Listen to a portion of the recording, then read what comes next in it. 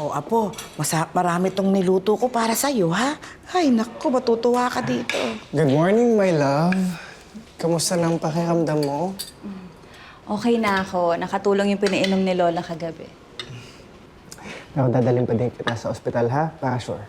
Hindi na, okay? Okay na ako. Ganito yung laging ginagawa ni Lola. Nung na-food poison ako nung elementary, ganito rin yung ginawa niya sa akin. So, don't worry. Sorry, my love, ha? Bakit sa akin ka nagsasorry?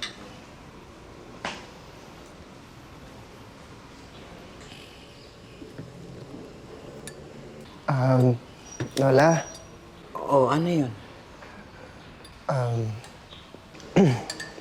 Lola, humihingi po ako ng pasensya sa inyo.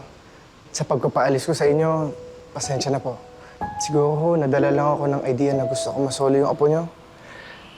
Oo, dahil na-insecure ako kasi gusto ko mandohan yung sariling kong pamamahay. Hindi po kasi ako sanay na may kasama sa bahay. Wala naman po nakikialam sa akin, kaya... Ay, pagpasensyahan mo na rin ako, ha? Gusto ko lang kasing alagaan at protektahan pa tong apo ko. Nag-iisa lang kasi yan, eh. Pasensya ka na, ha? Hindi ko siya lubusang maibigay pa sa'yo ng buo. Kasi hanggat maaari, huwag mo ipagdamot na makasama ko siya hanggat nabubuhay pa ako. Pareho po tayong mahal na mahal si May siguro, no? Sorry po talaga, Lola, ha? Hayaan mo na yun. Alam mo, matanda na ako. Hindi na rin naman ako magtatagal, eh. Mamamatay na ako. Masusolo mo na yung apo ko. Basta wag mo siyang ipagdamot sa akin. Gusto ko pang makasama yan. Lola, huwag po kayo magsasalita ng ganyan. Tagal pa po kayo mabubuhay. Hindi tayo sure. Oh, ano?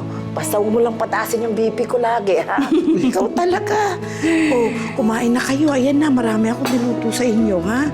Magpakabusog kayo, ha? Ayan, maupo ka na, Aldrin. Ayan, ayan. Lola, mangga, gusto mo? Oy, akin yung mangga.